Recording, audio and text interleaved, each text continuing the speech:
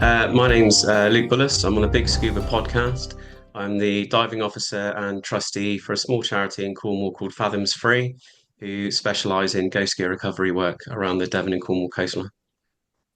Welcome to the BiG Scuba podcast. Yeah, welcome. Right. So, one of the first questions we always ask our guests at the very beginning is how did your journey in the underwater world begin? So it actually started with a leaving gift from a previous employer. About 15 years ago, I decided to change jobs, and they couldn't think of anything to get me.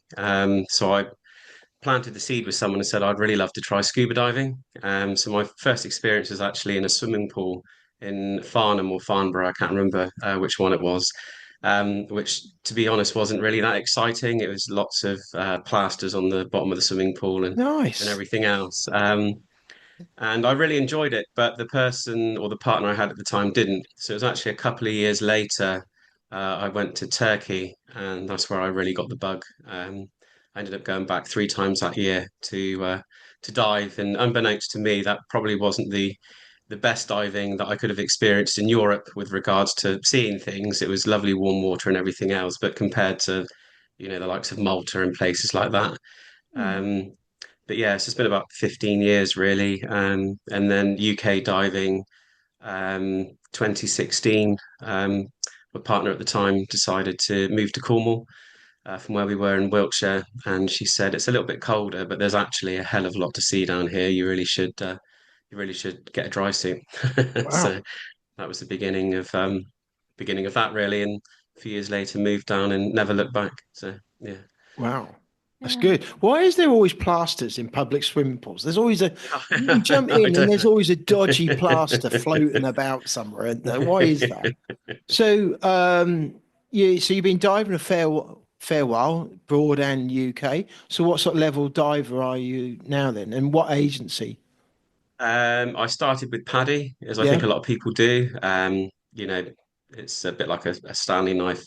You you just think of, well, a lot of people that don't know much about scuba think of Paddy when they say, Yeah. "Oh, I'm going to go and get my Paddy in Thailand or wherever."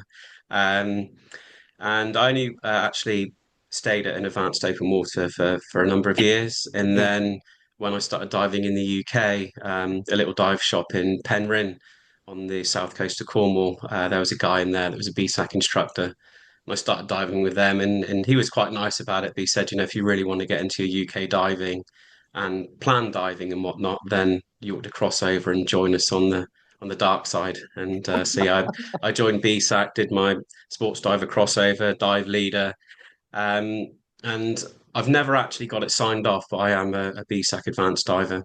It's Yeah. just with the chaos of COVID, I never actually got everything pushed through. But I should do that really. Yeah. So do you dive, what, single tank, twins? I usually use twin seven 300 bars. Oh, right. Yeah.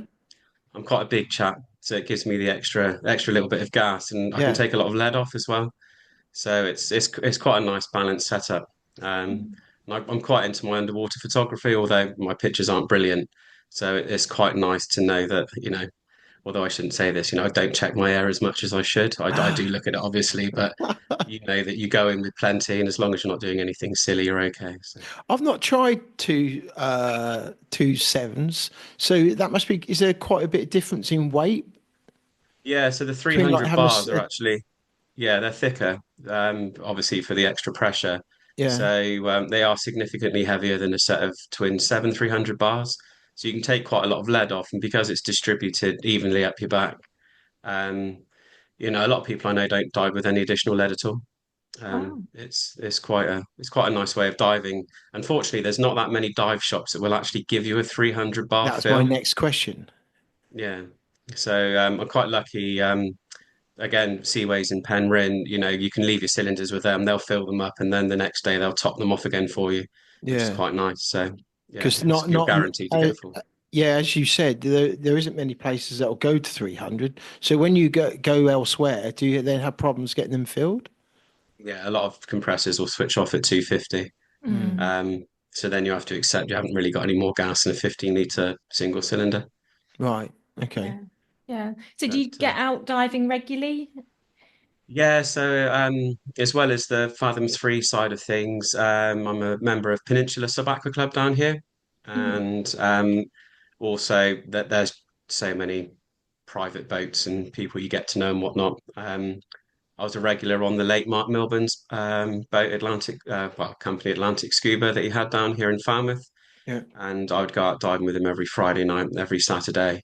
Wow. Um, it was I really got the bug. In fact, in 20, when was the first year of COVID? 2020, I think. Yeah. 2020, yeah. Yeah, I separated from the girl I moved to Cornwall with.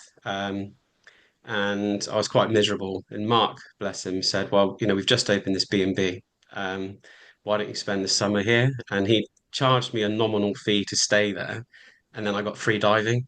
Oh, wow. So, Wow. because there were so many people cancelling from up country, that his charter boat, like every weekend, he'd normally have clubs that would come down. Mm. And at the last minute, they'd say, "Oh, three of us have tested positive. The other two don't want to do the drive, etc., etc." So, um, yeah, I spent the whole summer with him, and I did 100 odd dives just with him that summer, yeah, alone Wow. with everyone else. So it's the best cure for sadness, really. If you For a if you ever need to Well, get over anything, just go diving. yeah, get underwater and away from Yeah, everyone. Yeah. yeah, definitely. Yeah. So, how did the relationship with Fathoms Free start? So I actually originally joined Sea Shepherd.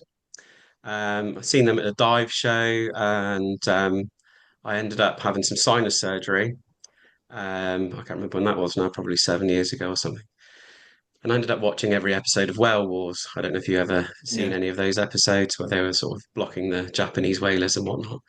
Um, and they launched their GhostNet campaign in 2018, which caught my attention because I was doing a hell of a lot of diving down here, and it was an accepted part of the landscape, nets and pots everywhere.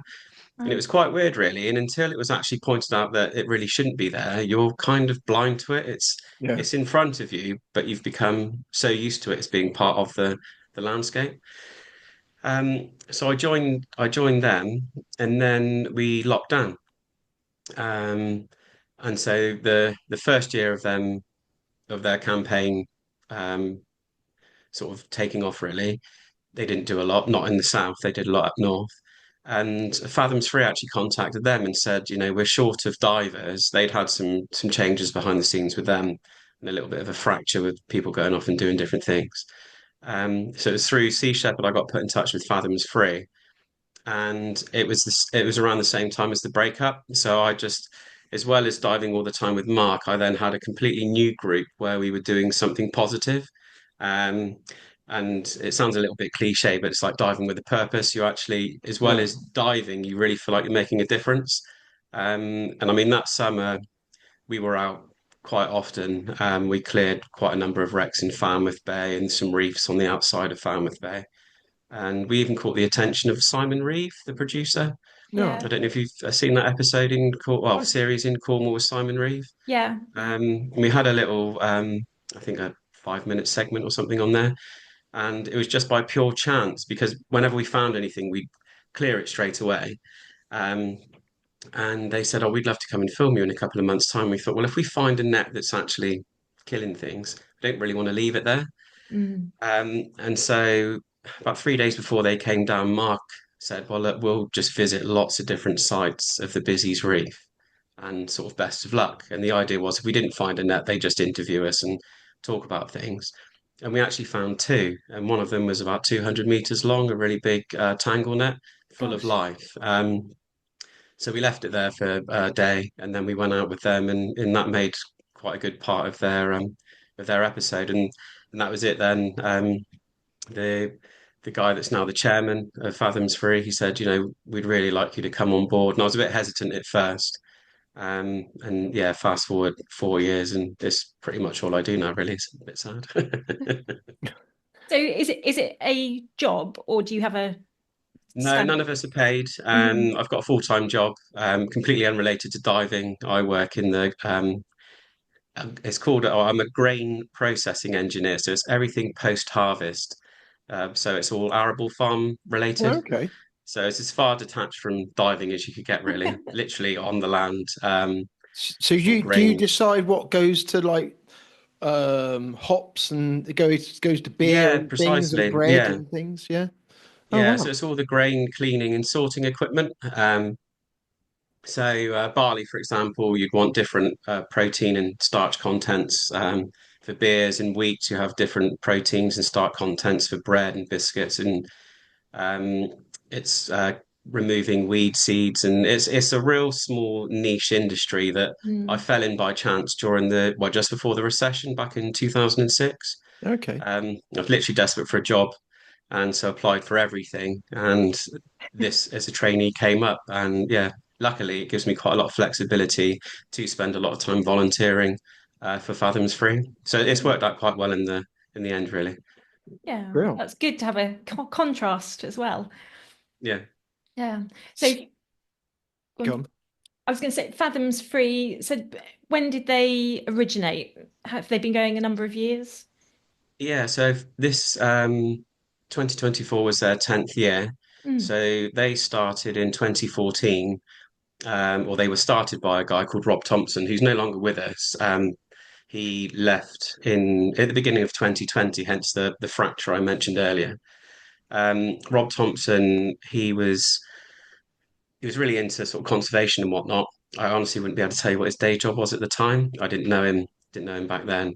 And he organised a beach clean and on a local beach to where he was, which is part of I think it was a National Trust Hmm. piece of land.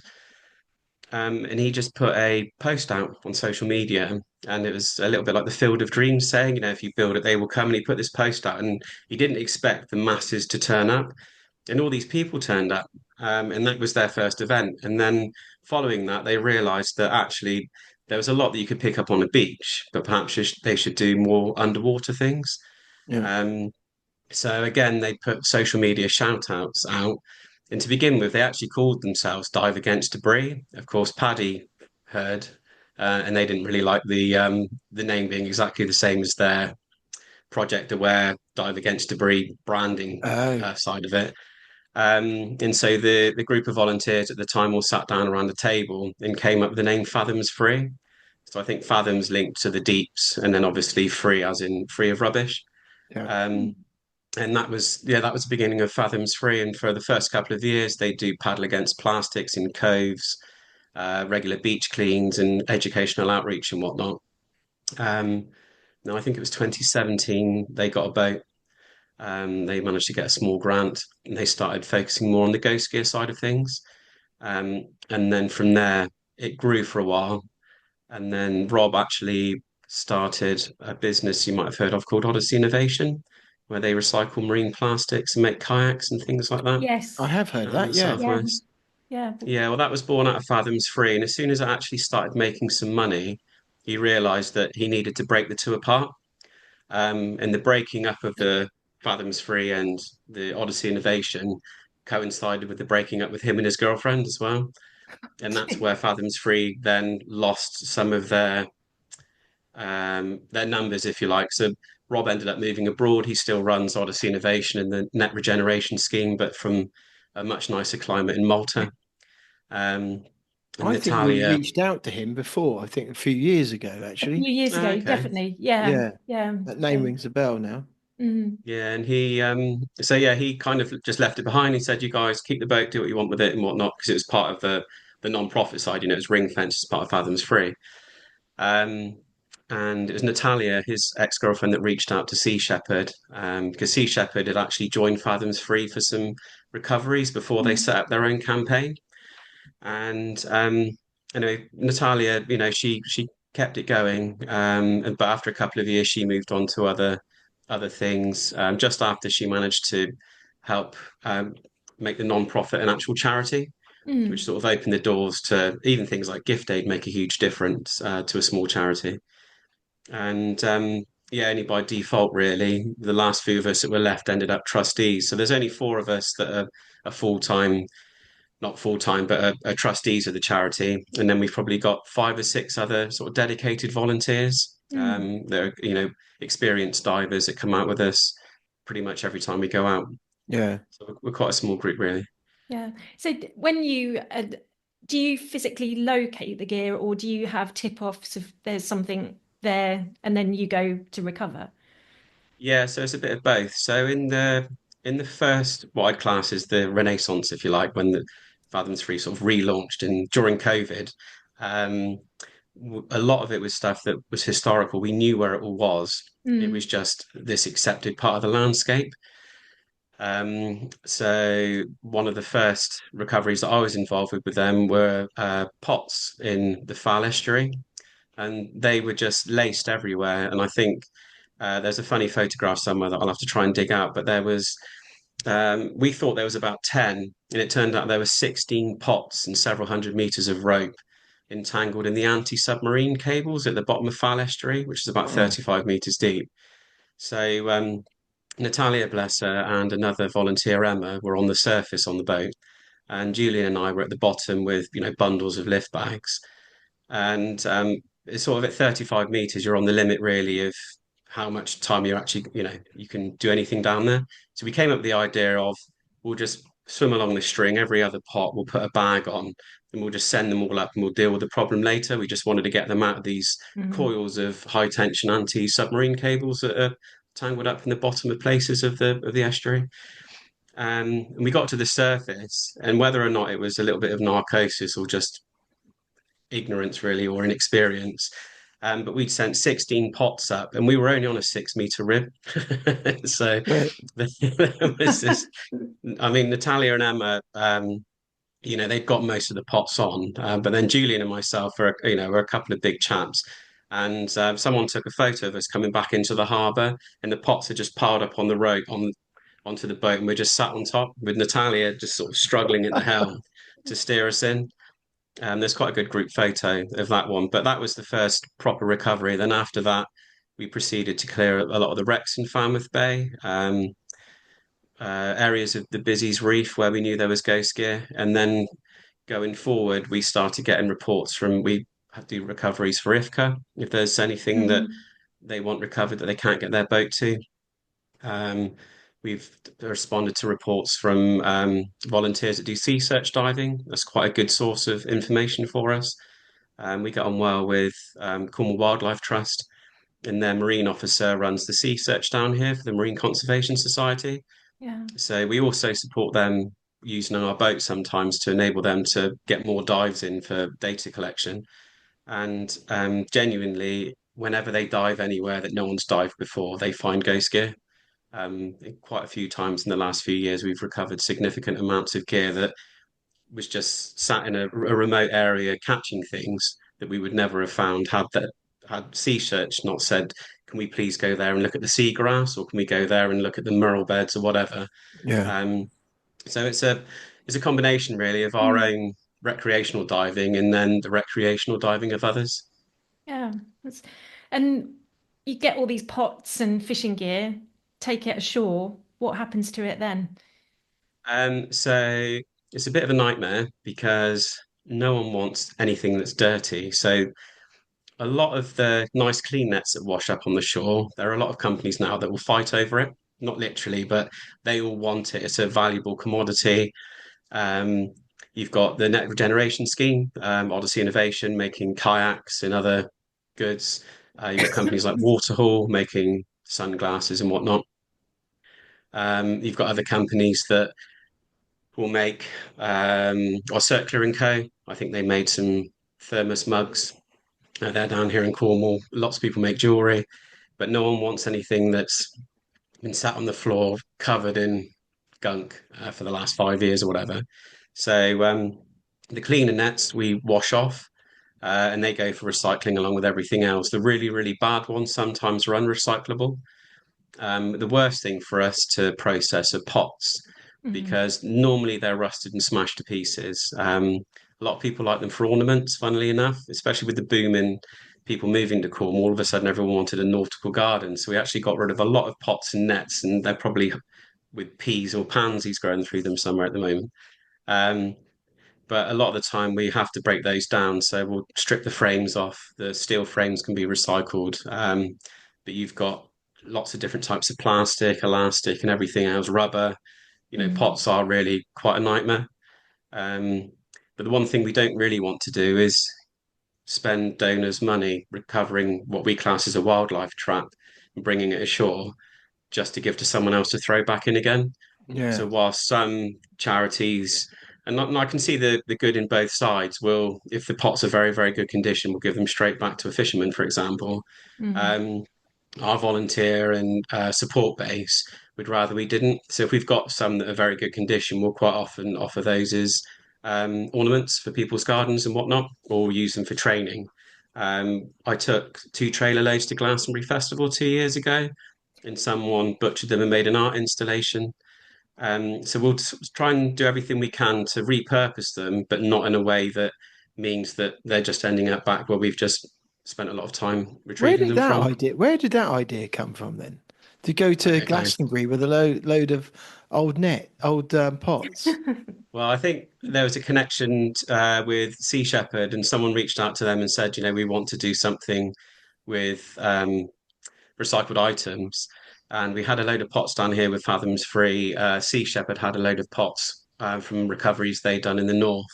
So yeah, we just kind of threw them all on the same trailer. I took some from other charities down here that have been doing beach cleans and whatnot that collected all these sort of smashed up pots up. Mm. But of course, the materials are actually quite sort of strong and durable. Yeah. So yeah, there's a growing kind of movement, especially in Cornwall, it seems, where people will make art out of absolutely anything. And sometimes we don't have enough nets to go around. I've started collecting them again for the Tropical Pressure Festival that's held just outside Porthtowan. It's a plastic-free festival. It's only a little thing, 5,000 people, I think. Oh, I think But I they've saw their asked us to do a website little earlier. display. Oh, really? Yeah. Yeah, Plastic Free Falmouth, is that them? Oh, no, Plastic Free Falmouth's another group that does beach cleans and whatnot. Yeah. And to be fair, that was one of the reasons why when I joined and Fathoms Free had shrunk quite a lot. They were at the stage where most people that used to volunteer with them were now volunteering with a lot of the other local marine conservation groups that do regular beach cleans. And so when we sort of had our first get together and said, what do we want to do with this charity going forward? This is a few years ago. I said, well, there's so many great groups in Cornwall doing beach cleans, twice a month. Um, there's the likes of Clean Ocean Sailing that have got a sail powered boat. They'll sail to remote coves. There's loads of great groups doing the above the water stuff. That I said our niche really is to deal with what's out of sight and out of mind. And that's why, although our roots were in beach cleans originally, we're now pretty much entirely focused on the underwater world, really. Because you're in an area where there is lots of, as you said, organisations, and you've got ghost nets, ghost fishing.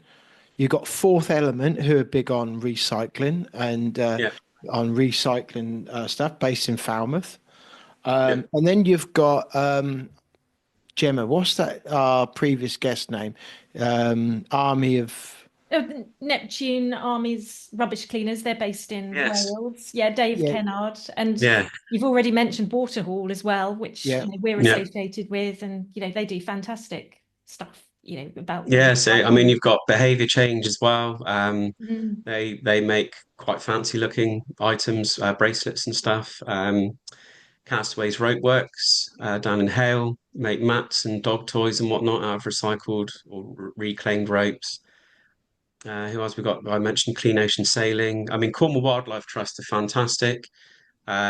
She's moved on to the council now, so hopefully they'll make some great changes there. But a lady called Abby started the Cornwall Wildlife Trust Your Shore Network, and it brought all the small marine conservation organisations together, or those that wanted to. So St Agnes Marine Group, Mounts Bay Marine Group, Polsef, they've all got their own independent little charities, Mm. and then they all get together under the umbrella of the Cornwall Wildlife Trust Your Shore Network, and it means that they can pool resources, ideas, and they all organise activities and whatnot in their area. So Cornwall really is a real melting pot of It amazing is. groups doing amazing things.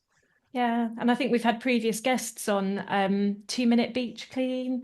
It's another one. Yes, yeah, Yeah, yeah. So, and everybody's, it just shows again, it's not a huge mammoth effort. It's all these little bits of good things people are doing that all make for the greater good of, yeah.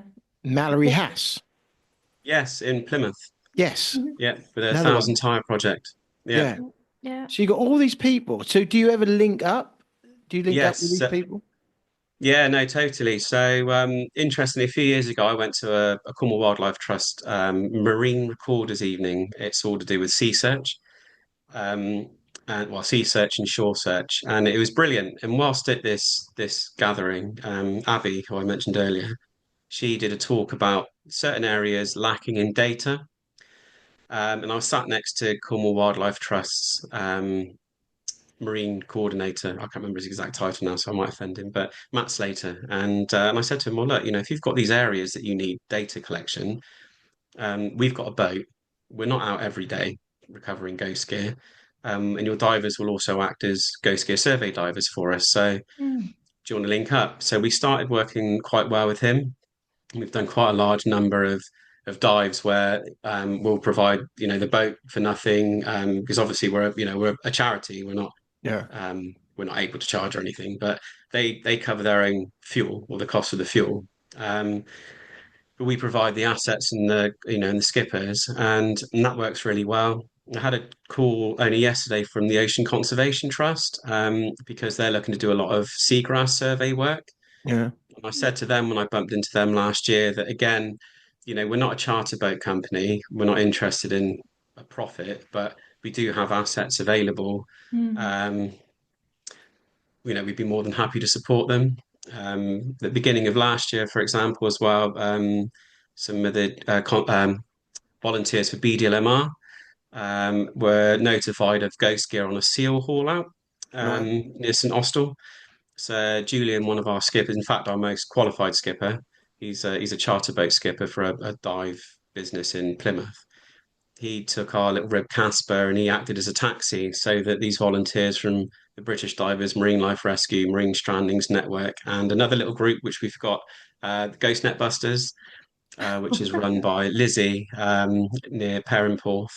We took a load of those out and they clambered all over the rocks and recovered the ghost gear there. So we will openly support any of these marine groups with their work and their causes and whatnot.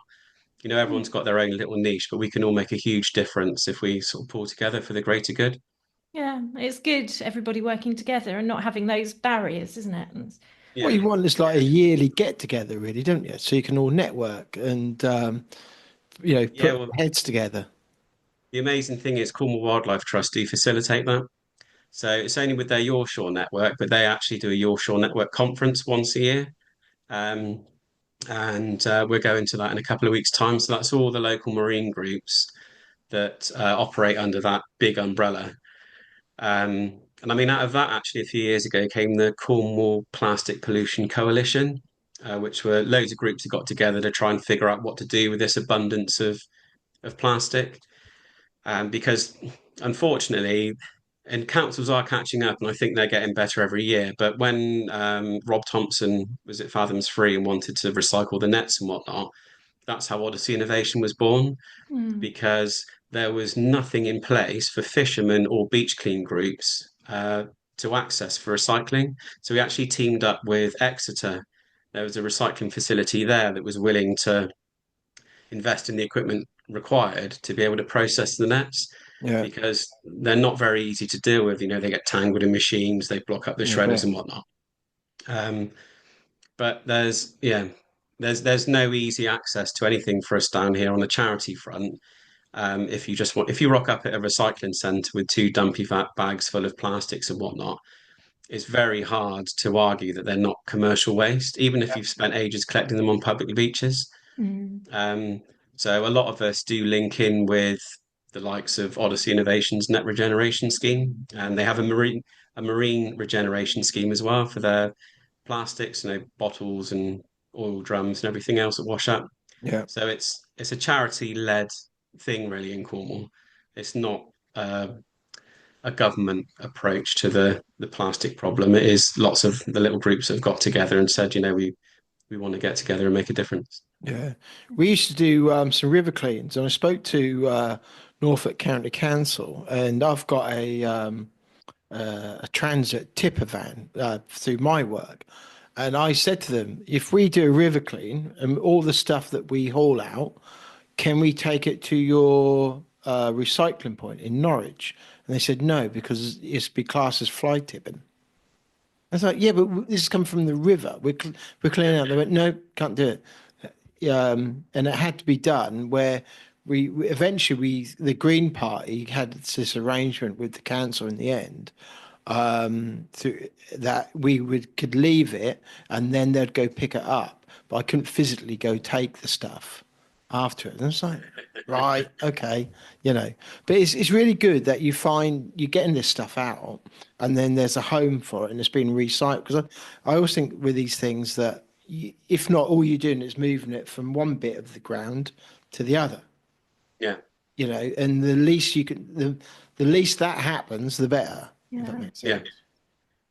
Yeah, no, definitely. I mean, the volumes of fishing equipment that's lost every year is staggering. So even if, and it's, you know, it's not ideal, but even if we find a net that's beyond the possibilities of recycling, I mean, everything can be recycled. It's the number of man hours required.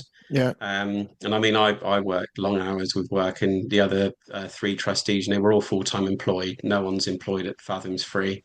yeah, Um, and so we don't necessarily have the time to sit outside and spend 10 hours on a Saturday detangling, you know, a net that might have rolled around on the seafloor and picked up no end of stones, shells, had I can't remember the name of the worms now, they leave like a calcified shell on them. Um, you know, you'll quite often find as well with ghost gear that it attracts other ghost gear. So as well as being an indiscriminate wildlife trap, it's basically an indiscriminate litter trap. So, you know, you might get a bundle of net that would fill a dumpy bag, but it's full of metal, it's full of hooks, it might have lead weights in there, bits of cable, other bits of plastic, and no one wants to recycle anything that's effectively contaminated, a bit like your home waste. You know, Yeah. they won't go through a black bag and pull out all the recycled stuff. They expect you to do it, otherwise their only yeah, choice is to burn it because it's too labor intensive. Um, and so, yeah, we, no matter what, we always pull it out. It's just whether or not, you know, if it's too contaminated, we have to make the decision, um, can we recycle that or not? And quite yeah. often, if it's a 50-50, what I'll do is bring it home. And we've also got a space where we store our boat, and we'll just lay it out and hope nature does its thing. It's amazing what 6 months in the rain can do. It will wash a lot of the crud out, and then you can tease things apart. So we do recycle what we can, Mm. but some of it, you know, is beyond help, really. Yeah. Yeah, and I suppose the sun breaks it down and stuff as well, don't it? If it left out in the sun, especially Yeah. plastics and things. So do you then have to manhandle some of this stuff out, like the hooks and weights and things? Do you have to clean Yeah. all that out before somebody will come and pick up the nets? Yeah, so a couple of years ago, we did about 3 kilometers of Spanish long lines. Well, we say Spanish long lines, they could have been long lines from anywhere, but it was a trailer load of ropes, monofilament, and fishing hooks that Right. had washed up on a beach as a big tangled mess. That's Um, incredible. That must have been huge, isn't it? it was, I mean, you couldn't physically pick it up. I think 4 volunteers went to get it and then dragged it across a beach and managed to roll it into the back of a pickup truck. Wow. And we left it outside probably for a good 4 months in someone's garden. The smell must have been horrendous, to be honest. I bet. Yeah. Woo. But yeah, it was a good 8 hours of detangling and cuts because you'd think, right, there's no hooks in that, and you're sort of teasing it through, and you end up sort of on autopilot, and then all of a sudden you'll catch one. Wow. Um, but yeah, I mean, the long lines are quite a good example. So you end up with like I think it's a nylon fishing line effectively tied to a metal hook, and then you'll have like a polypropylene rope, I think it is, or it might be another type of plastic. And then every now and again, you'll have another kind of rope that's tied the monofilament rope on. So you'll have 5 or 6 different materials in there because you have buoys and clips and stuff. Yeah. Um, and of course, they can't just throw all that into a shredder to shred it Mm. down into a thing. You need to separate it into the individual materials. And each one of those materials they've used is been designed to last for as long as possible. So it's not as if it even goes fragile and makes it easier to pull it apart. It is just literally a Mm. dangerous tangled mess. Blimey. Do you ever get calls from fishing vessels and fishermen to say, "Oh, I've lost my gear. Can you recover it?" Very, very rarely, to be honest. Stacey. Yeah, that's kind of the answer I expected because they just kind of leave it and then they'll go and Yeah, buy more. And it is a huge amount of money some of these nets cost, isn't it? yeah. Well, I mean, for us, the if you take the Cornish coast, for example, a lot of the where they're running out of literally stuff to catch on the inland, you still get a lot of the smaller boats, and they will fish the shallower waters. Mm. There's a lot of potting that happens in much, much deeper depths. And it's beyond the depths really of the sort of your average recreational diver. I mean, we use experienced divers. Most of them are on twin sets. You know, they're all trained to lift gear. They're all experienced at decompression diving, etc. But if Mm. you've got stuff in 60 or 70 meters of water, by the time you get such a short bottom time, you can't really do a lot. And then you No. move into the round of extended decompression, which is okay for survey work. But the problem is, I mean, we work on if we can, a zero decompression policy, because if you're lifting a load of gear, and then all of a sudden you attach a load of lift bags, you're gradually lifting it. If something breaks free and was to catch a diver and he had 20 minutes of deco to do and you sent him to the surface, Yeah, dangerous. it could cause a real problem. Um, so I think a lot of the fishermen that lose stuff a long way offshore, Yeah. most of it is gone no matter what we get. There are two or three potting fishermen, especially in the Falmouth area, that do say, "Oh, I've got my pots trapped in such and such a wreck again," and we'll help them out. But generally, we don't hear a lot from them. And a lot of the monofilament nets that we're recovering, we do think have been placed illegally. Ones we've recovered for IFCA definitely shouldn't have been there. And in fact, the ITV News just this week posted about, I think IFCA actually caught one of the boats in the River Plym, and they'd been going out illegally fishing for bass. But I mean, the figures are worrying, really. You think a couple of years ago, well, it might be 3 years ago now, there was a report released, and it said about 2% of all fishing gear every year was lost, globally. And I mean, that I can't remember what the figures were, but it was millions of pots and billions of hooks, like enough line to Mm. go to the moon and back or whatever it was. And that's what they know about. And then you've got all these people throwing in nets that shouldn't be. I mean, you can go on eBay and buy 100 meters of monofilament net ready to throw in for about 50 quid delivered to your front door. And so you think of the price of like crawfish and lobsters and whatnot, Yeah. it is kind of an expendable thing. Although fishermen will argue, well, no one wants to lose any of their gear. If they're fishing illegally, they're not going to ask anyone Mm. to get it back again. So, you'll see all around the country these monofilament nets that are washing in on shores. And, I always ask myself how many of those actually are legal nets. Mm. And, they're not, everyone goes, oh, it's the super trawlers in the channel, but the super trawlers aren't trawling monofilament gill nets behind them. A lot of these nets are small boat deployed nets targeting, high value fish that perhaps they shouldn't be. Yeah. What is Mm. it about your area where you live that attracts all these organisations, all these volunteers, all doing great stuff? I don't know. I could be wrong. I don't think we've got that around our area. We have We're got on. the odd people do the odd thing, but Yeah. if you look at your coastline on that Cornish coastline, Devon, even up to like where Mike Kennett is, you've got a lot of people all concentrated in one area, and it doesn't. I don't think you've got that replicated in other areas of the UK. Yeah, no, it's a good point, and I don't know. I mean, with my other hat, I'm still involved with. Well, they've changed their name now to the Paul Watson Foundation UK. They were Yeah, formerly Sea Shepherd UK, and Sea Shepherd UK or Paul Watson Foundation UK, as they're called now, don't run that many beach cleans in Devon and Cornwall because there's so many beach clean groups. Yet you go to parts of Wales, Bournemouth, the northeast, and they can run two a month and have a huge turnout and collect tons of rubbish because there aren't other groups doing it. Yeah. So I don't know what the attraction is down here, whether it's a slightly different demographic in the sense that there's a few people with more time. I honestly don't know. I mean, it's they've all got beaches that Hmm. are beautiful when they're clean. Yeah. Um, I mean, Narc, Dave Kennard, Mm. who you've spoken to before. I've actually got a meeting with him tomorrow because we're going to do the dive show together in March. Oh, Have a well, little oh, stand We'll cool. there. see you there then. Yeah. Oh, brilliant. Yeah, Yeah. I'm going to hopefully do a talk on the Saturday morning. He's going to do one on the Sunday morning.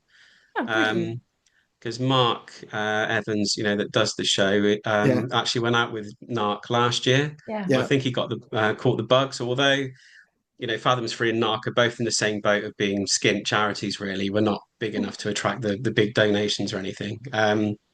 Mark said, "Well, look, we're going to end up with the odd space. Would you like to come and promote what you do?" And I think the idea, sorry, my mouth's drying up. Because I think the Miranda, idea of the Miranda Christopher. yeah, she's Yeah. been there with yes, Dave as well. yeah, he's quite lucky. He's got some good ambassadors. We don't have any of those down here. Well, here's the start. Yeah. Yeah. Well, you're putting the name out there now to loads of people. So, But no, Mark did say, he said what would be great is to encourage people to do things without a flag, because NARC was started by someone that just wanted to make a difference. Fathoms Yeah. mm, Free was started by a group of people that none of them knew what they were joining that August afternoon or whenever it was, 10 years ago. It was just there was a shout out, this beach is a mess. Who wants to come and help out? And people yeah. turned up. Yeah. And you get a lot of people and they say, oh, I'd really like to get involved and do what you do. And we get people message us. Every now and again, we'll have the odd post that does quite well. And then you'll get people from the Midlands say, oh, I'd love to come and do a ghost gear recovery. But it's not really viable when we'll do them at short notice on a rib that can only get 4 people on. Yeah. Hence why we're at the moment doing this crowdfunder for a larger rib, because we want to be able to do more, but we just need the tools to do it. But what we'd like to do is encourage people to do things without a flag or Mm. start your own thing. There's a guy actually in the northeast, Clean Planet, or his little group. He's called Clean Planet. Okay. He wouldn't even know me, or he wouldn't know that I probably would recommend him. But he's another example of someone that one day just thought, I want to make a difference, and now he's out there doing ghost gear recoveries off of the coast of his little area. I can't remember where he's to, Redcar, possibly Yeah. Yeah. somewhere in the northeast. And he does the same thing. He'll do ghost gear recoveries, beach recoveries. He's got a small following now, and it really does show that you don't need to do it under the banner of a big organization. You know, you can start with your local dive club with a group of friends, and anyone can go out and make a difference in the local area. Yeah. Yeah. Yeah. Yeah. Dave Kennett said to us, look after your backyard, look after your backyard. Yeah, And that's It very all true, isn't it? If starts there, everyone doesn't looks it? after their backyard, that would cover a whole massive area, and that's very. So how does the process work? So you get a phone call, you get an email, somebody says they spotted some nets floating about. Then from that sort of time, is it like a couple of days before you manage to get out? it all depends. I mean, the one thing we've got being on a peninsula down here is like issues with the weather. Yeah. Um, So what we'd like to do is get it as soon as we can the coming weekend. We have had instances where we have gone out the next day, especially if it's something, or even that evening, if it's on a beach and it's tidal, providing we get the call at the right time. There's nothing worse when someone says, "Oh, yesterday afternoon, just as the tide was coming in, I spotted such and such on the beach." And you think, "Brilliant! So the tide's been in and out twice since you've let us know." Which is not their fault necessarily. They might not have known Yeah, to give us a shout, but if it's a diver, for example, and the net's caught on wreckage, normally you can be quite sure that it will still be there just by the yeah, Mm. very nature of the way nets are. And the same with pots.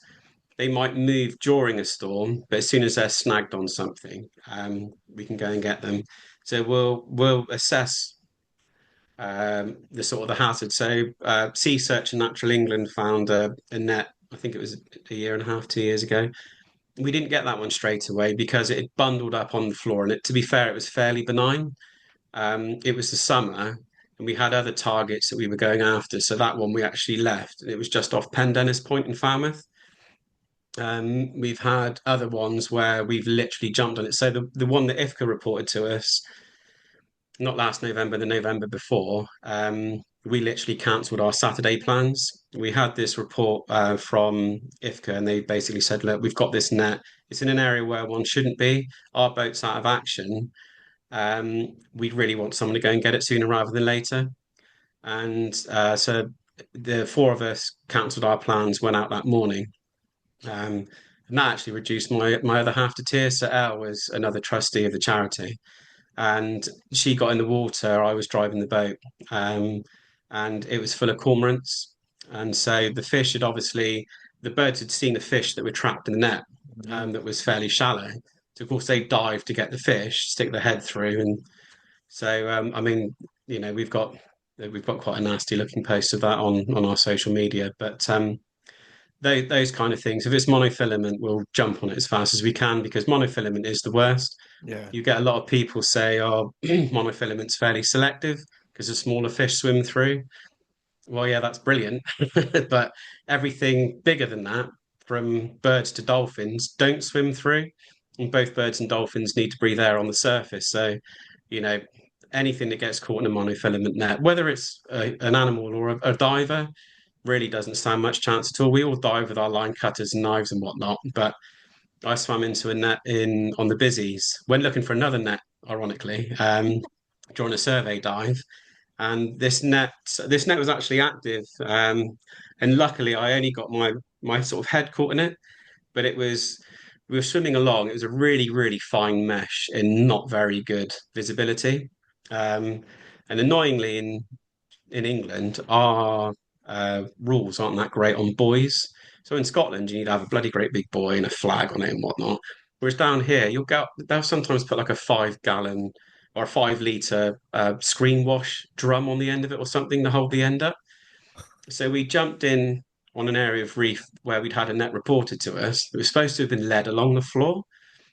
So team of three, we were swimming along, probably 3 or 4 meters off the floor because the visibility wasn't great, shining a torch around, in a bit of an arc as we were swimming along trying to locate this net. And then the next thing, I just felt this sort of pressure on my mask and whatnot, and I'd swum into a large monofilament net suspended mid-column. And it's amazing that as soon as you start going like that, all of a sudden your dive computer's caught in it. It all caught in the buckles of my mask. My mask was all flooded. And you can stop. And I just literally had to wait for a buddy to come along and sort of unhook me and whatnot. But you Scary could stuff. probably quite easily get two people in the same net. And I think as soon as you've lost mobility of both hands, which wouldn't be that difficult, um, yeah, you'd be absolutely, well, you'd be in trouble, wouldn't you? Yeah. So And do you have insurance for all this? yeah, we're properly insured for the work we do. And I mean, that is one thing actually. If you are going to do more than dives against debris, if you want to call it that, underwater litter picks and whatnot, it would be worthwhile ensuring you get some proper training. I mean, we get most of our divers through a variety of different courses with regards to well, we'd like technical divers or those that have had some technical training. We don't want anyone that's done a 200-meter cave dive or anything. You don't need that, but you need to be able to work in teams and actually communicate properly underwater. Buoyancy is super key because you don't want anyone that's going to stir the bottom up. Dave at NARC has a slightly different approach, but he's in a different environment. But he's like, oh, if there's a shopping trolley that's stuck, you want to be down there and rolling around. But when we're sort of dealing with nets suspended in water or tangled on a reef, we want good buoyancy. And yeah, and as I say, communication is key. SDI developed a course with Sea Shepherd a few years ago, and it's one that we've now started to adopt as well. Um, and it does discuss various sort of techniques and things, and then our insurance covers us for ghost gear recoveries, Yeah. providing everyone's at a minimum level of. I think our insurance is rescue diver or dive leader and above. Right. So it just ensures that everyone, yeah, is of a Do certain you have grade. to be a technical diver? Not necessarily. We have a lot of people that will dive on single cylinder. We do insist on a stage, so you've got a completely separate backup supply of gas, and we only use that gas for filling the lift bags. Right. So about 4 years ago, when we kind of had a lot of changes within Fathoms 3, became a charity. A few new people came on board. The only original person at Fathoms 3 now is John. He was there from the beginning. He's the chairman. But the other three of us that are now trustees, we implemented quite a few changes, and we no longer use, for example, open bottom lift bags. They're perfectly all right if you want to send up a bag of rubbish or a porthole or something like that you found some treasure. Um, but actually, if you're doing a lot of controlled lifting, the newer lift bags with like the inflation nipple on that you use a Yeah. low pressure hose to inflate are a lot safer. Your hand doesn't have to go inside underneath the bag where the webbing is. So you're on the outside of the bag. So if it does all of a sudden take off, Yeah, take um, it with it. you're not caught, and it's a lot easier to control the amount of air you're putting in and less likely to get a free throw. Whereas if you're using an open bottom bag and a regulator, which people were doing 10 years ago, there is an opportunity for something to go wrong. Either your regulator could get caught in the bag, um, you could end up with a free flow, and you don't want to be using your back gas for it for obvious reasons. Yeah. um, and it's surprising actually how quickly you can run down a stage cylinder. I used to only take a 7 litre in, but when you do the sums and then you end up losing a bit as you're trying to fill the bag, you it's very, very easy to end up with an empty 7 litre cylinder after 45 minutes of filling bags in sort of 20-25 meters. So people on twin sets, they take down a separate cylinder just for the lift bags. Yeah, yeah. So we all divers, whether they've got a twin set or a single, will take a separate minimum of a 7 litre stage just to fill bags with. Um, I'm a little bit anal, and I'll make sure that my stage has got the same as what I've got on my back gas, which sounds a little bit wasteful, but it just means that I don't have to do any sums or any messing around with my dive computer. If I had a problem with my back gas, what I've got in my stage is exactly the same. So it might cost a couple of pounds more to fill, Mm. but it just means that if we're doing a dive, because we insist on nitrox, some of the other charities don't. Okay. Um, but just to give us longer bottom time and a much bigger buffer, Yeah. in case anything did go wrong, then everyone's on 32%. Some people like to go a little bit more. We used to have a guy that worked for a dive shop that doesn't exist anymore, and he would insist on 40% for everything, even if his computer was going nuts. He was like, no, no, I don't have to pay for it. I'm going to fill everything up at 40%. And Reese, if you're watching this, and, but he had a point. He said, most of the diving we were doing was around the 20 meter mark at the time Right. actually in Grimsby that particular year. Because we used to do a lot with Sea Shepherd up in the northeast, or the Paul Mm. Watson Foundation. So we do our own diving down here with Fathoms Free, and then we travel up there every few weeks as well and get involved with them. Yeah. And he would forever turn up with a different gas to everyone else, but at least it was a stronger mix and not a weaker one. But it's good. It's good to try and have everyone on the same gas. So you don't So have a regulator on the pony bowl. yeah, no, we have a regulator as well. Yeah, so you have Oh, a you just a reg with your first stage and then a second stage and then a low pressure hose, do? Okay. so that if you need it, you've got it as a backup gas, but you use the low pressure hose for filling the I got you. Yeah. lift bags. Right. Okay. Yeah, it makes sense. Why not? As all another bail out just in case. Yeah, Yeah. Hmm. Yeah, it sounds, yeah, it's quite an intense operation. Yeah, yeah, but all doing good stuff. yeah. No, I love it. Yeah. So if people want to find out more about what you're doing, where's the best place for them to go and look you up? Um, Yeah, so our website really is a reflection of our social media in some Mhm. ways. It's something we will revamp, but we've got a website, but we're mostly active on Facebook and Instagram. Yeah. We Excellent. very recently set up a LinkedIn page, which has probably got about 5 followers and nothing on it at the moment. Or I think a video that a charity made for us in the summer actually That's how we is on connected. there. Yeah, Oh, it LinkedIn. was actually, yeah. Jim, one of our volunteers, reached out to you, didn't he? Yeah. LinkedIn's good because you'll get if you work on that. There's a lot of researchers and a lot of people in marine science, all sorts, who I think you'll find quite handy to connect with, and a lot of different firms. And Rob Thompson's firm is on there as well. And Yeah, yeah, it's definitely worth one to build up. Yeah. yeah, Yeah. yeah. I'll have So to start putting some posts on. Yeah, definitely. And looking forward, what's the future for Fathoms 3? I know you're trying to get a bigger boat, aren't you? Yeah, so we were quite fortunate through the connection with Sea Shepherd, or Ports and Foundation as they call themselves now, that when they got their hard boat for the Northeast a few years ago, they had a rib spare, and they let us be, what do you call it? We looked after it and Custodians. used it. Custodians, that's the word. So we were custodians of that rib for a few years. Um, it was a lot bigger than our one, a lot wider, a lot longer and wider. It really did make a difference. We stored it, maintained it. It was there if they needed it, but they're looking to do more in Scotland this year. So that Okay. rib's going back, and the rib that Fathoms brought in 2017 is very small. And we've done a few recoveries with it in the last couple of months, but it was actually quite noticeable that we needed a bigger rib. So we found a rib with quite a nice history, which you can learn about on the crowdfunder. It done the rounds in Cornwall. It was an absolute wreck. We basically literally pulled it out of a hedge. But we are renovating that, and returning it to its former glory so that we can have about 8 divers on it if we're doing survey work, 8 divers and Wow. 2 sets of gear. But then at the same time, if we've only got our team of 3 divers and 2 crew, we've got more room for ghost gear. So that's our mission at the moment, is to try and have that ready for Easter. And The, Yeah. how the much aim do you is to have it need? ready before the clocks change. How What's that, much do sorry? you need? How much do you need? Our target, or our minimum target, is 10,000. Um, the trailer's knackered, and really it could do with a new trailer, and they're about 5. So our stretch target is 15. Our Yeah. our main target is 5, is 10. But we're hoping that once we reach 5, we'll qualify for a particular match fund that targets the kind of work that we do. It's a Okay.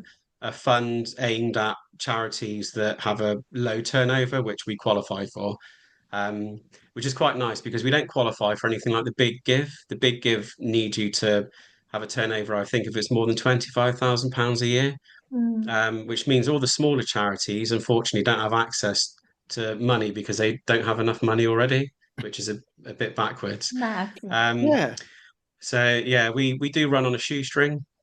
So every penny helps. And yeah, what we're trying to do at the moment is get this bigger boat in the water, so we can do more of what we were doing already, and then provide more support to the likes of Cornwall Wildlife Trust, Sea Search, and all the other organisations that we've worked with over the last few years. Yeah. So it'll make a massive difference to marine conservation in Cornwall once we Yeah. can get this boat in the water.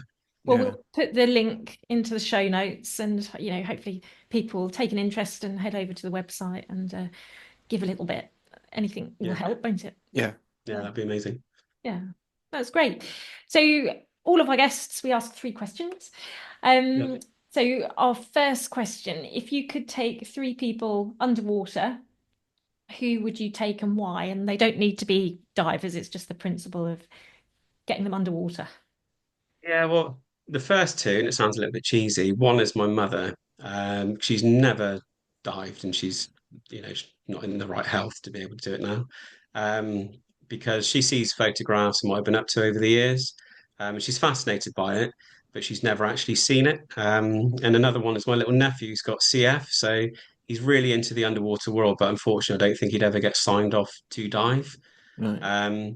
So I'd like to take them both underwater, because it's one thing seeing pictures, but I've never been able to actually explain to anyone in the family that hasn't dived that being in a 3D environment where you're flying and you can go up over the wreck, down through the wreck, above a fish, under a fish, it's a phenomenal experience. And I think it's something that we take we take for granted a little bit, because we are privileged to be able to dive.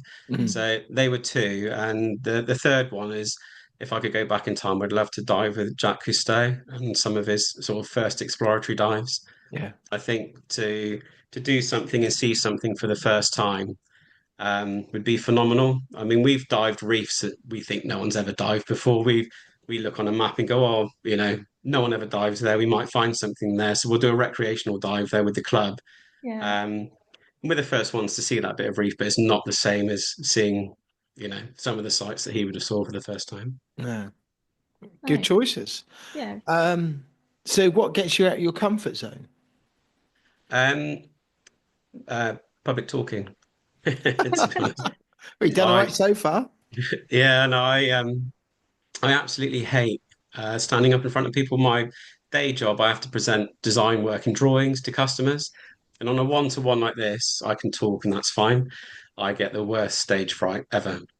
Um, my mouth will dry up. I forget what I'm going to say. And I think it stems from the first talk I did a few years ago where my other half, she said, "Oh, you'll be fine. All your notes are on the laptop underneath the slides." And then we got up onto the stage and the laptop was going to be sat behind you. So the audience is at the front, my laptop was behind me, and I could look at the main screen and see what I'd presented, and I couldn't remember a single thing that I'd written underneath that I was going to Oh say. no. So I winged it for half an hour, and it wasn't too bad. But yeah, I really don't like standing up in front of people. Yeah. Well, that's what we say. Wing it. It'll be all right. Wing it. Wing it. This is a professional outfit. What are you Oh, talking no. about? Well, you're being listened to in 154 countries Yeah. at the moment. No, that's really good. And then our final question, if you had a billboard that you could put out to the entire world, so on the billboard you could use an image and some writing, video, what would you put on your billboard and why? I think it would be nets. I think it'd be quite a hard hitting one of the impact of what we turn a blind eye to as a population, really. You know, there's this weird romantic thing with the fishing industry, and I don't know if Brexit had anything to do with it and all the rhetoric, but we banned land-based wildlife traps years ago because they're indiscriminate. We didn't agree with it, and Mm. people could see it, and people didn't want to see a fox in a snare or a bear with a clamp round its foot. But actually, as a as a population, as a society, we seem to be quite happy with the destruction that's caused that It's we true, don't have actually. to look at. Mm. And over the years, the worst nets we recover are monofilament nets. Scotland have actually banned them, I believe, on their inshore fishing. Whereas down here, you know, they're just full of birds. There's a video online of when we turned up to get a seal out of a net. The seal had died already. And two of our volunteers started pulling the net in, and up came a dolphin, Mm, some cat sharks. You know, it's they're indiscriminate, and there's no such thing as a species specific monofilament net. no. Um, anything that's bigger than that hole can get caught, whether it's birds, dolphins, seals, or whatever. And it'd be good if more people made, you know, were consciously aware of it. I think it'd change public perception quite a lot Mm. because no one really pays any attention to it apart from divers. Yeah. And even then, I think until you start seeing more and more of it, it's still quite easy to say, oh, you know, it's what do they call it in war, like a collateral damage or something, you know, like Yeah. an acceptable. But it is bad. I mean, there's I think the estimate's like 150,000 seals and cetaceans are killed every year in ghost nets, and about 300,000 in active fishing nets. So Wow. that's like under half, you know, just under 500,000. That's estimated as well. I mean, you know, Mm, there's probably a lot of fishing boats that don't say, "Oh, today we caught a killer whale." You know, they're not going to report it. They'll cut it free and Yeah. throw it back over. But no. yeah, the figures are staggering that we know about. Um, so yeah, that'd be my billboard. It'd be quite a sad one. It wouldn't be anything nice, but I would No. like to not have to keep pulling dead birds and dolphins out of nets, really. Yeah. So Draws attention to it. yeah, Mm, Yeah. yeah. No, very good answers. Yeah. yeah. Yeah. Sorry, a bit of a sad note to end up. No, but I think sometimes you've got to have a shocker to, make people sit up and think they need to take action. So, Yeah, it all starts, like with a simple beach clean, doesn't it? Like we've seen, and then it just escalates and the cause, yeah. Just because we don't like it doesn't mean it doesn't happen, you know. No. yeah, And it's good what you're doing. It's good that there's people like yourselves and these other organizations around, and the businesses that takes the nets afterwards. And it's good that all this is in place. So yeah, thanks for all you do on that. yeah. No, well, thanks for the opportunity as well to Yes. Yeah, Yeah, than to no, just definitely the put it few out there. people down here. Yeah, and I think, if there are divers out there and non-divers, they can all do their little bit to help, Yeah. whether it's Yeah, supporting you financially or, sort of getting involved and doing something as simple as a beach clean. It's good that you're going to the Go Dive show as well, because I think Mm. doing that with Dave, I think that's a great opportunity. And again, as we wasn't aware of you till your colleague contacted us on LinkedIn. We wasn't aware of you, and it's because you're the other side of the country, yeah, and yeah, most people have heard of Sea Shepherd. They spend a lot of money on their profile. And it's good that you'll be there to raise your profile and raise awareness to all this and go on. And I think you'll get more support as well. I think from that, so I think it's a good idea to go. Yeah, yeah, and it's yeah. great. No, well, we're really lucky, really, that Mark's given us the opportunity. Yeah, Because we don't have the marketing budget. Well, we don't have any budget. We just get by, so we don't have money to spend on attending shows or anything like that. If we get invited anywhere, it's brilliant. yeah, Um, there's no paid staff at the charity, no social media specialists, marketing specialists, or anything like that. Um, so yeah, it's every opportunity's yeah. Well, really we'll definitely appreciated. tag you in and do our bit for you. So hopefully that'll bring you some support and some money as well towards your this new rib. Yeah, no, thank you very much. Yeah, well, Good. it's been great having you on the BiG Scuba podcast. So Yeah, thank you very No, thank much. you. It's been nice brilliant. one. Thank you. Well, we want to say thank you to Luke for giving us his time. Talk about himself, about his diving history, and talk about Fathoms Free and their crowdfunding project that they've got going on. So if Yeah. you listen to this and you got a spare fiver, you know what to do with it. Send it their way, and because they're doing great things. Yeah, and it's great, talking to somebody that's passionate about recovering all this, rubbish in the water. Yeah, I think a few things come out of that. I think one is really good what they're doing. Two, there's just like if we plotted a map of that whole area, Cornwall, Devon, bit of what South Wales and further along South England, so many people we've spoken to along there and that we Yes. know of, and who he's mentioned as well, Mm. who we don't know, and there'll be a whole line, I'm sure, all around that whole coastline of people all doing great stuff, and it's good that the area. I think you said the council, wasn't it? Yes, Have yeah. a Cornwall, yearly get-togethers where they can put the heads together and stuff like that. You yeah, know, the Cornwall Wildlife Trust. So it's good that there's that organisation that brings everyone together under their individual umbrellas as a bigger cause. if you listen to this, it'd be really good. If you listen to this in different parts of the UK, it'd be really good to hear from you and say, "Hey, this is similar things are going on in our area." Mm. Because, like, are they going on? I don't know. No, I I don't mean, think they well, are. let's take our area, East Anglia. We've been involved in river cleans, beach cleans, but it's not something that you I see know like they do the Rob Spray and sea Dawn search. Watson do sea search, don't they? Yeah. And there's a bit of that, and as you said, they seagrass a bit further in Essex goes on. Yes. Yeah. Trying to think about anything else, and I'm- No. And I think possibly over COVID times, lockdown, it was something people did more of, and there was more awareness. Look at us, we did beach cleans, didn't we? And made um, art out of plastic. but look what's happened to the river cleans Yeah, that's all gone, isn't it? since our good friend Richard has retired. They're kind of died a death. Mm. And it's when I had before we got involved in the river cleans, and I spoke to Broadlands Council and Norfolk Council and City Council. None of them wanted to get involved. And you think the politics that we then discovered that was going on, even though it was organised by the Norwich Green Party, and it was a non-political event. There was Mm. no politics. It's just Mm. they were organising these regular cleans, and there's so much politics going on behind the scenes. It's like, why is the politics getting involved when people are just trying to do a good Good, deed? good stuff. Yeah, and that says an awful lot.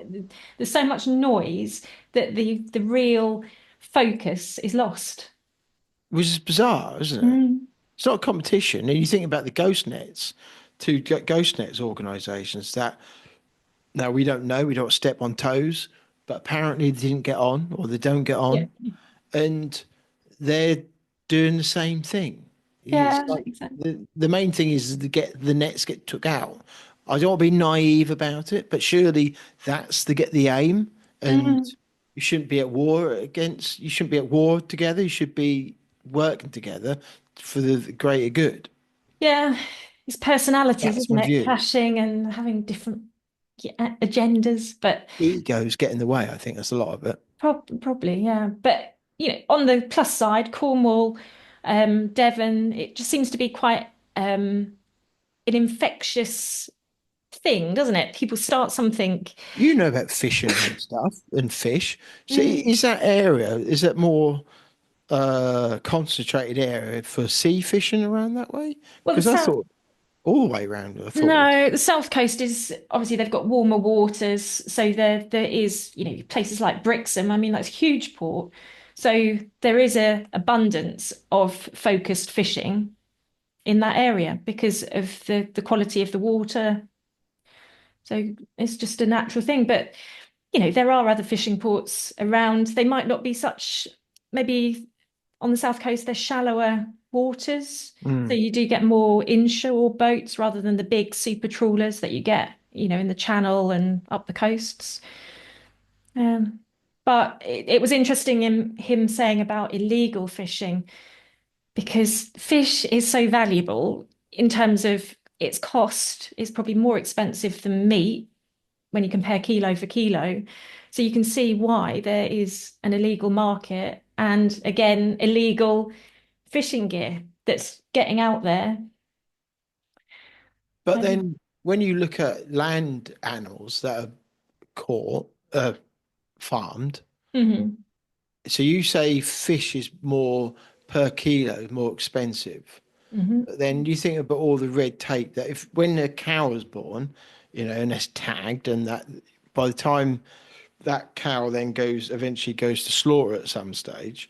That cow is tracked from birth all the way through to slaughter, Which right doesn't to the. happen in the fishing industry other than farmed But you salmon. think that would make the meat more expensive because of all the work that's going on for a farmer behind the scenes, and and I suppose chickens and things like that, where compared to fish, most of that is all naturally caught, isn't it? Yeah, but it's unpredictable.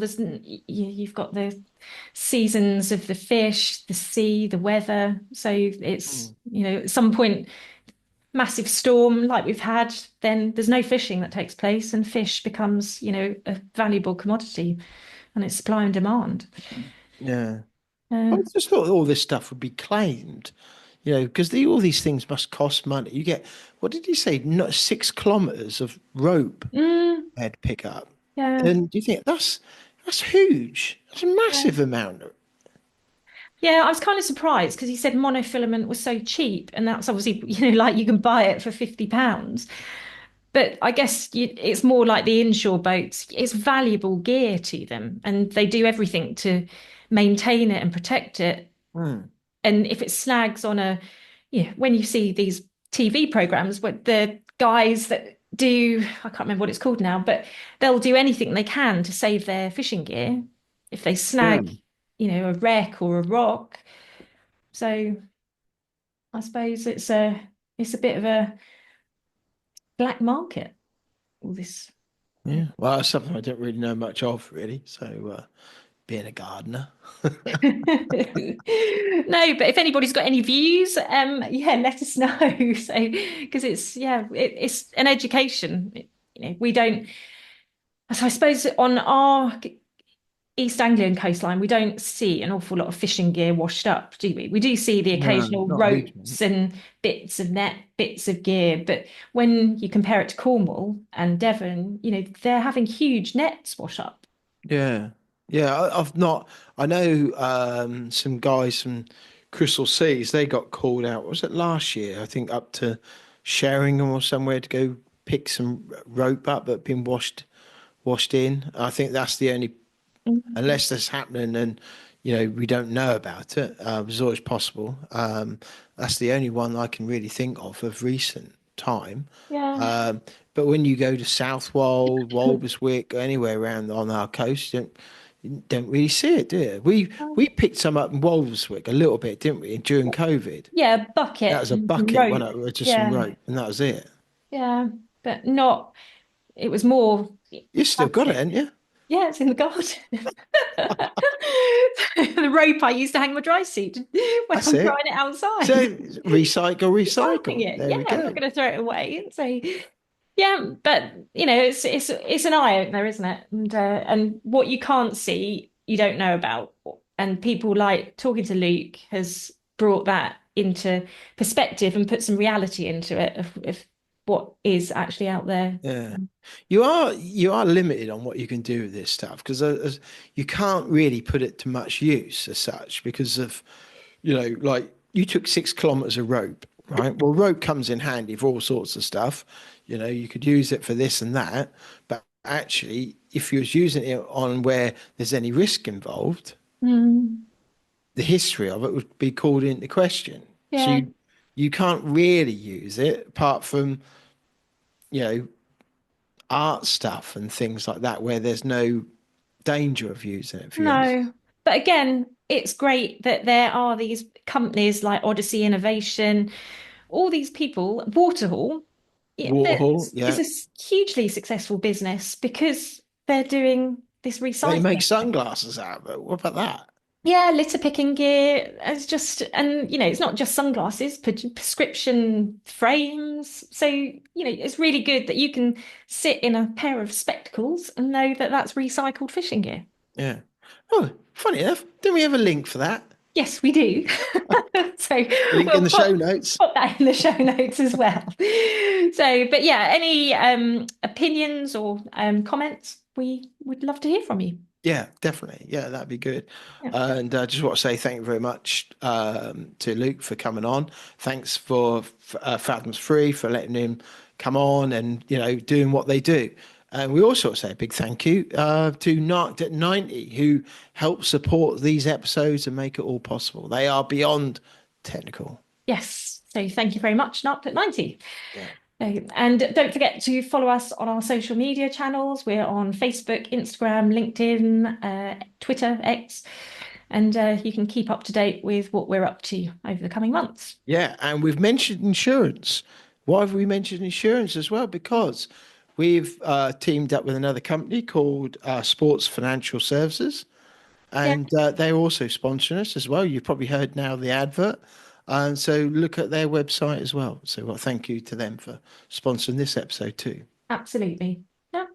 So that was episode 196, And that was the BiG Scuba podcast, and thank you for listening and downloading.